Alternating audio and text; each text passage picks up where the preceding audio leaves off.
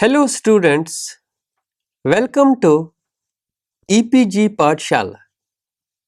I am Dr. Nasir Iqbal from University of Kashmir, Srinagar. Today we are going to talk on the module Introduction to Telescopes under the paper of Astronomy and Astrophysics. After completing this module, the students will be able to write a brief introductory remarks on the telescopic science and its specific relevance to the observational purposes, how the upgradation of telescopes have taken place, what are the different optical parts of a telescope,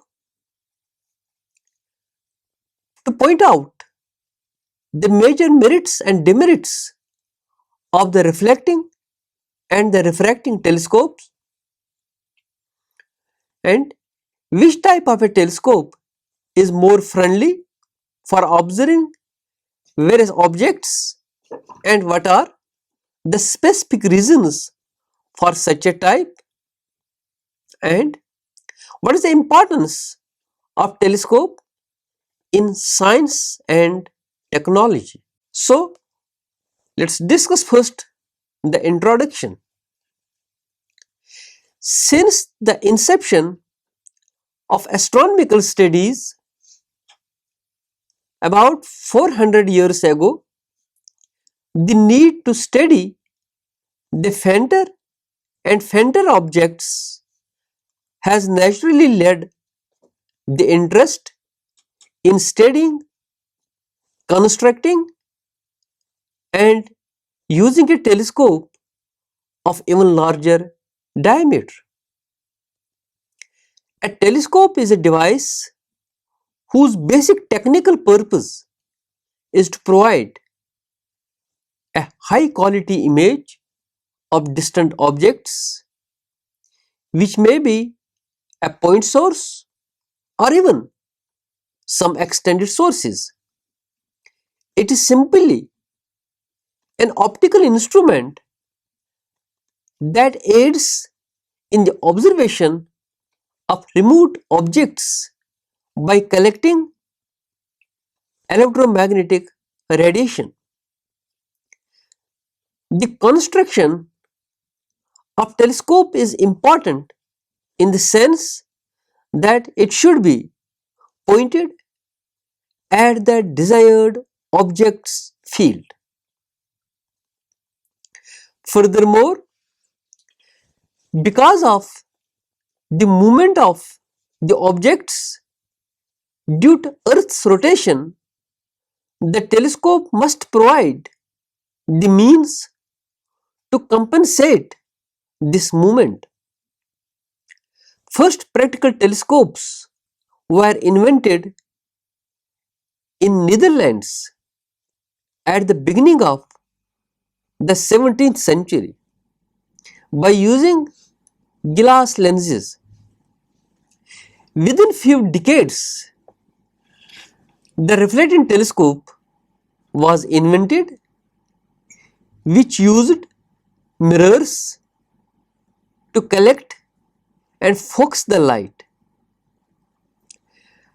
Hans Lippershey Midberg from Holland invented the refracting telescope in year 1608. In 20th century, many new types of telescopes were invented. Unlike all other branches of science, astronomy is limited to observations.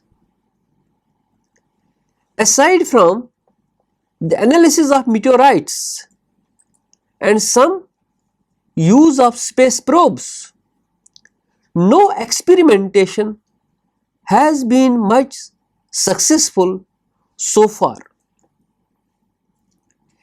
It's believed that the astronomer on Earth is a passive observer. Galileo was the first to use a telescope for observational purpose. Telescope designs have been upgraded from the very earlier times. Kepler invented the design of the telescope, which was found much friendly while using it for observational purposes. An astronomical telescope has three important basic functions. It should have a high quality so that high quality imaging can be done by the given telescope, and it should have good pointing so that it can be pointed exactly towards the object that we are interested for. Number third, it should have a good tracking, in the sense that the best telescope should be able to track along those sources which we want to take into the field of view for the observations. Telescopes are broadly classified into two types: the reflecting telescope and the refracting telescope. For reflecting telescope, Sir Isaac Newton is always remembered as the inventor of the reflecting telescope. The Newtonian telescope is a type of the reflecting telescope, which using a concave primary mirror and a flat diagonal secondary mirror.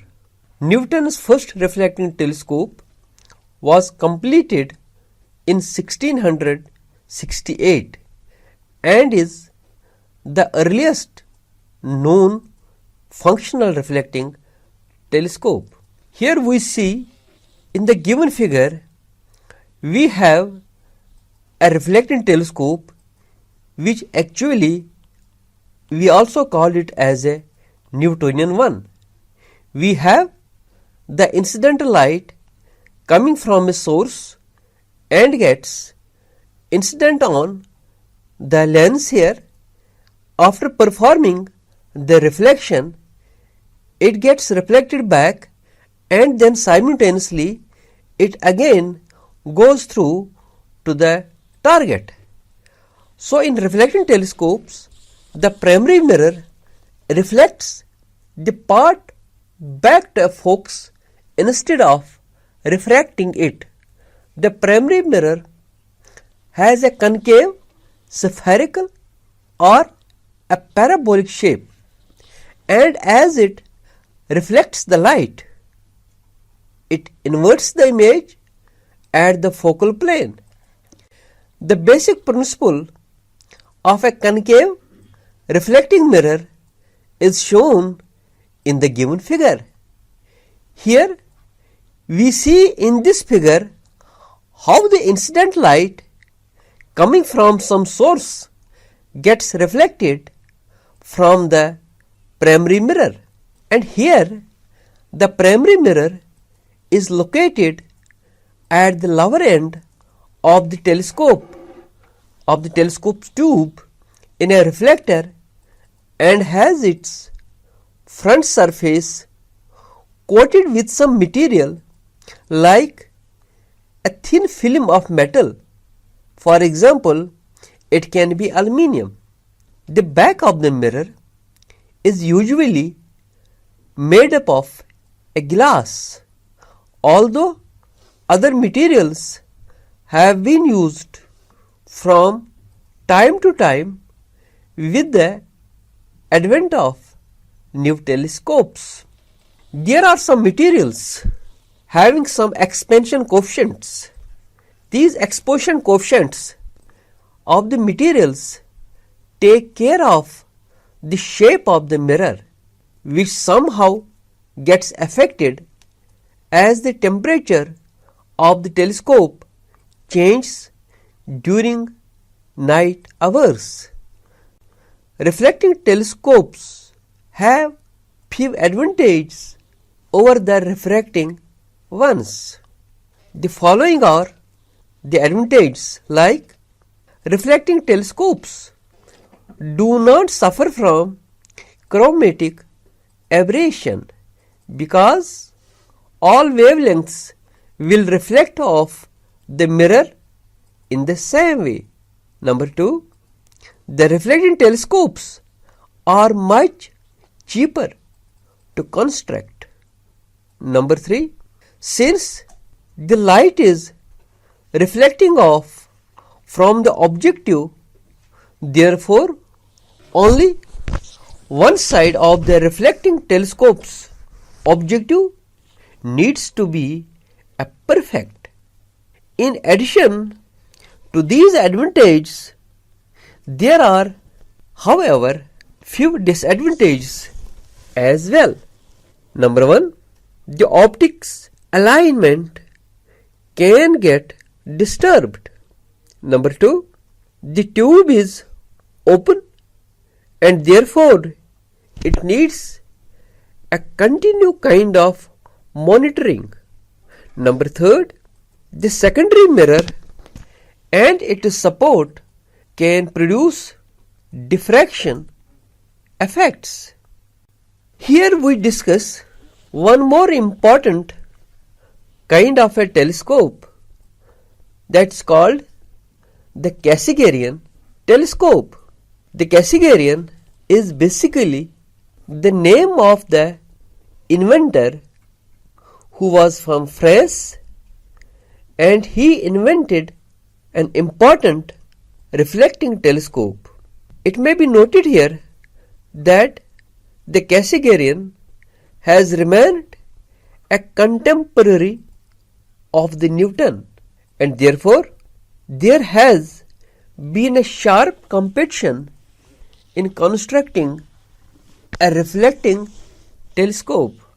This instrument employs a small convex mirror to reflect the light back through a small hole in the primary mirror to a focus located behind the primary.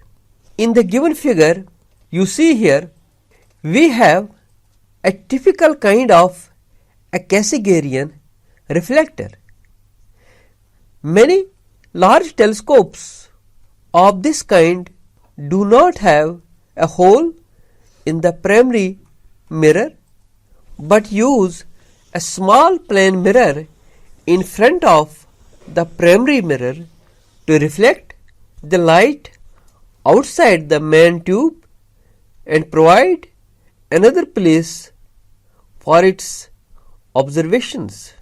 So, this kind of a design permits short tubes relative to the mirror diameter.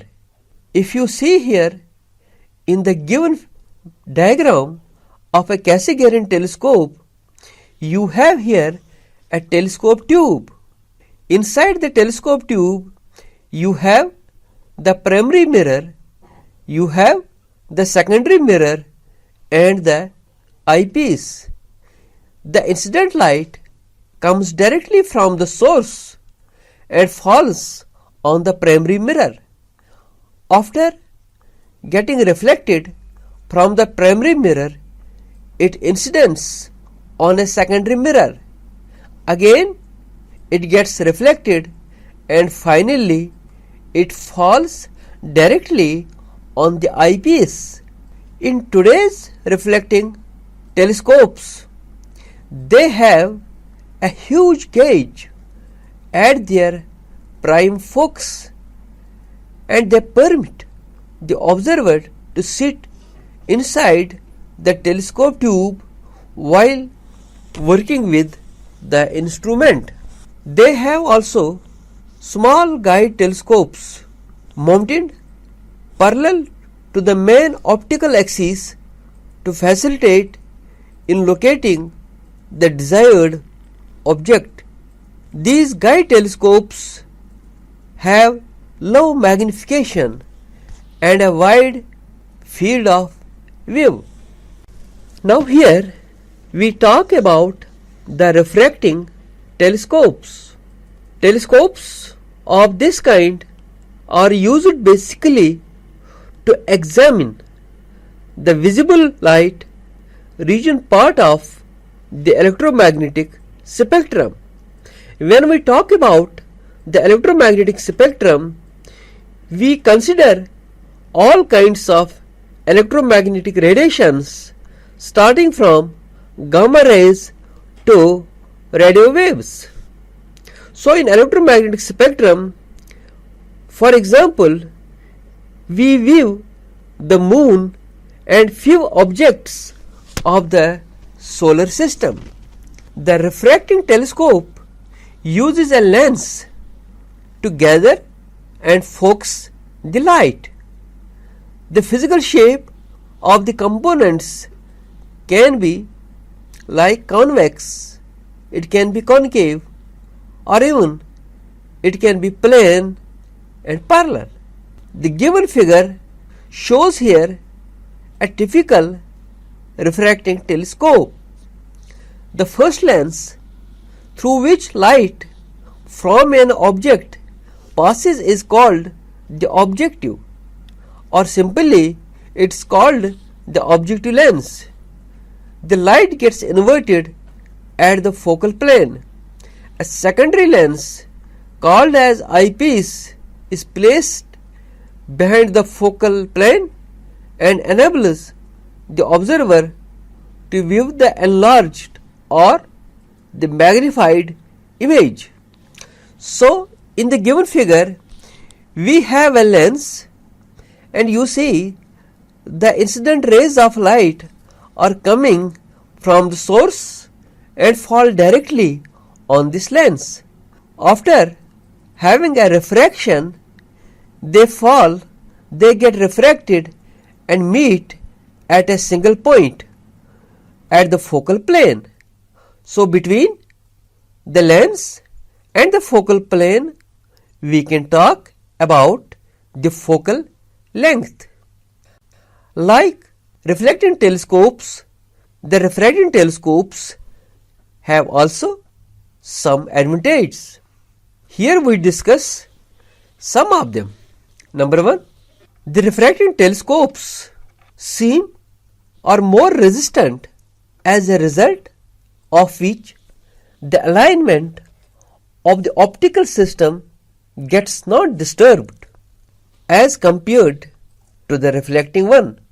Number 2, it does not need any kind of continuous monitoring, as the tube inside is sealed and therefore it has a less atmospheric effect.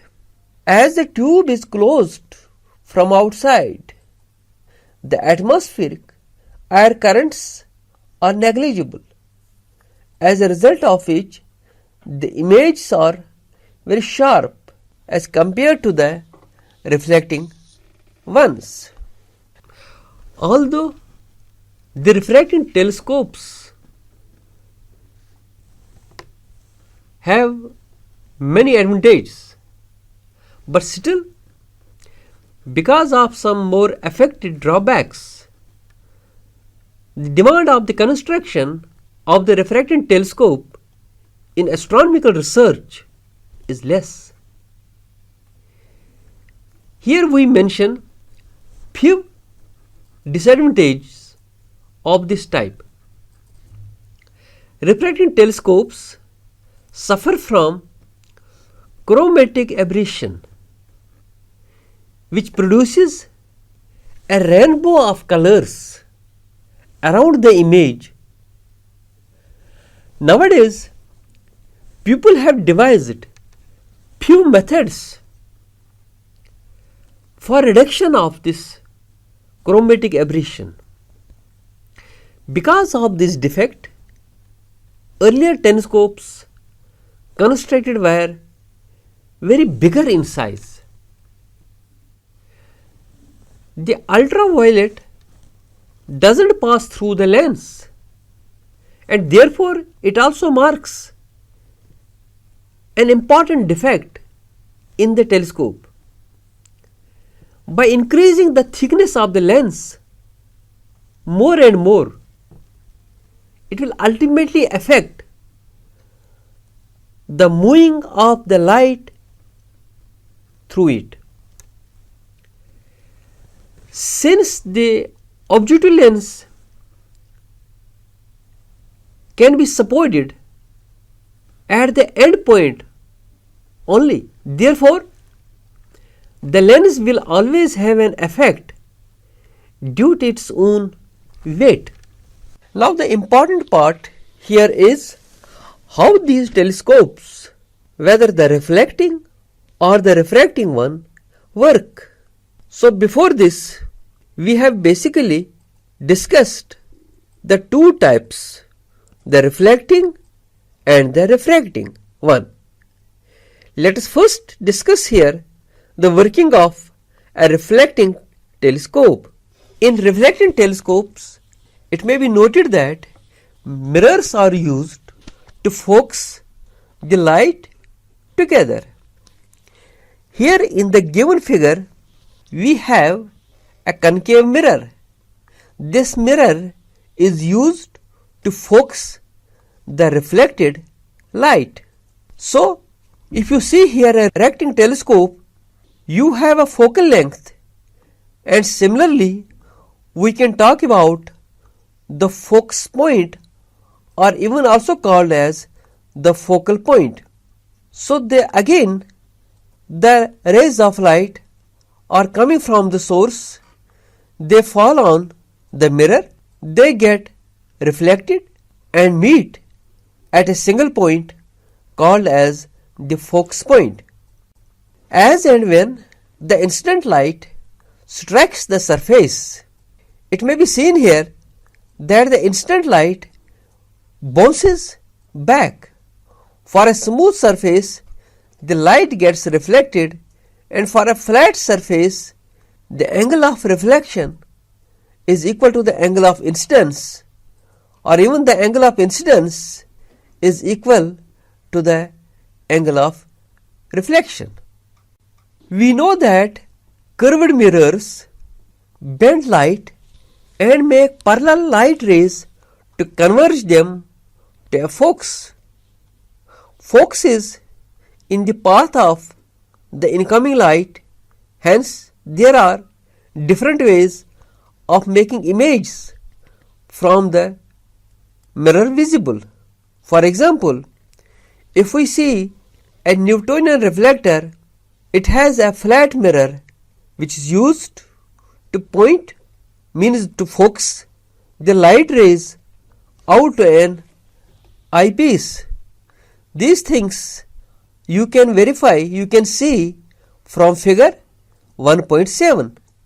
In figure this 1.7, you have the plane mirror, you have the other mirror, secondary mirror, you have the incoming light, comes to the plane mirror, it gets reflected, strikes on the secondary mirror, again gets reflected, and then you can view the focal length and the focus point from this very schematic diagram. Now we will talk about the working of a refracting telescope. Here we use two lenses to focus the incident light. Convex lenses are used as they bend the light inwards. This you can see from the given figure. So in this given figure, for viewing the refracting telescope, you have the two lenses, one to be named as the objective lens and the another one to be named as the eyepiece lens. From objective lens you can see how the rays of light come from different source and gets refracted, finally meeting at the focus point, and then you have an eyepiece from which we can view this focus point. So when a light enters from one medium to another one, it may be noted that it is the refractive index of the medium that plays a role in the refraction of the incident light. Light travels at much slower speeds through different materials such as glass or air.